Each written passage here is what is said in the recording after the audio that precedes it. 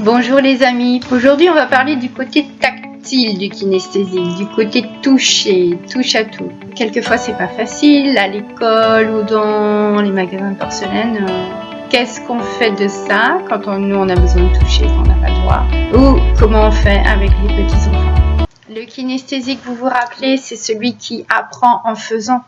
C'est celui qui a une mémoire du geste, une mémoire du mouvement. Il se souvient de ce qu'il fait, contrairement au visuel qui se souvient de ce qu'il voit et à l'auditif qui se souvient de ce qu'il entend. Donc le kinesthésique, c'est quelqu'un qui fonctionne avec son corps.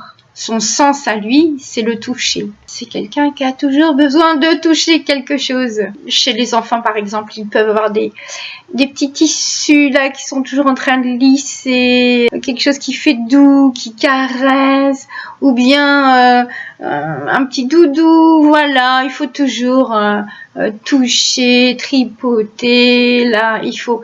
En fait, ils ont besoin que leurs mains soient actives. Du fait qu'ils sont kinesthésiques, ils ont besoin que leurs mains soient actives. Et en plus, comme c'est lié au sens du toucher, ils aiment toucher. C'est pour ça que les kinesthésiques qui ont des animaux à la maison, c'est le paradis parce que caresser un chat ou un chien, c'est un bonheur, mais incommensurable pour le kinesthésique. C'est vraiment, vraiment important. Alors, l'enfant à l'école, au collège par exemple, c'est celui qui, dans sa trousse, est toujours en train de tripoter ses crayons, fait beaucoup de bruit, dérange les voisins, bouge les crayons, les démonte en tant qu'à faire, autant s'activer, bricoler, puisque c'est ce qu'il aime faire aussi. Toujours en train de bidouiller sa trousse, de bricoler, voilà. Simplement parce qu'il a besoin d'avoir les mains actives et que ça répond aussi au sens du toucher en même temps.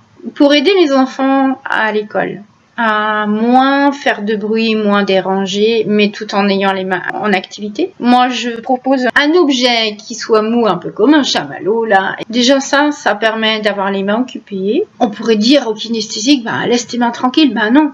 Non, ça marche pas. De toute façon, il les contrôle 2 minutes, puis après, les mains recommencent à faire ce qu'elles ont à faire. C'est comme si elles étaient autonomes. Et il faut savoir aussi que chez eux, c'est quelque chose qui est naturel. Ok, ça répond à un besoin.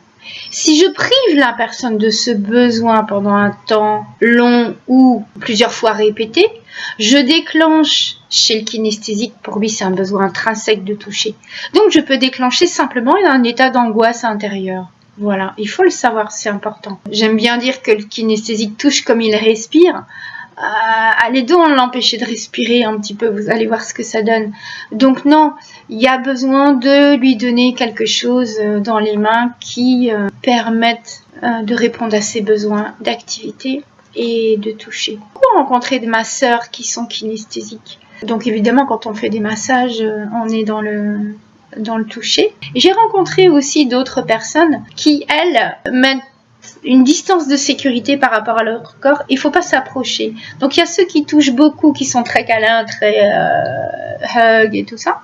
Et puis il y a ceux qui non, ça c'est ma limite, on s'approche pas qu'avec mon autorisation. Et j'ai vu des enfants passer d'un état à l'autre. Donc voilà, c'est tout à fait normal. Mon corps est extrêmement important quand je suis kinesthésique. Donc, c'est dans un sens de grand contact ou dans un sens de mise en sécurité ou voilà. En tout cas, on ne me touche pas ou au contraire, on me touche tout le temps. Il y a les deux. Les deux sont possibles. Si vous avez quelqu'un de proche qui est kinesthésique qui vous touche tout le temps, mais que vous n'avez pas envie d'être touché, il faut simplement trouver des compromis.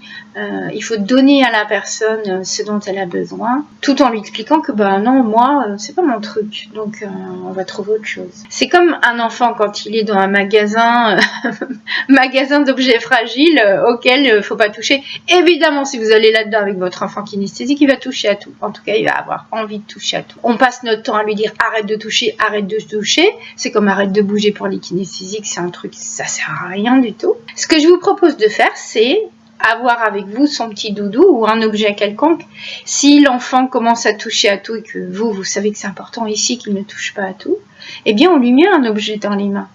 Et comme il a cet objet dans les mains, ça répond à son besoin de toucher et à son besoin de mouvement. Voilà, il fait n'importe quoi, peu importe. Mais c'est important de répondre aux besoins du kinesthésique et de ne pas lui dire toujours arrête de. L'arrête de toute façon, ça sert à rien.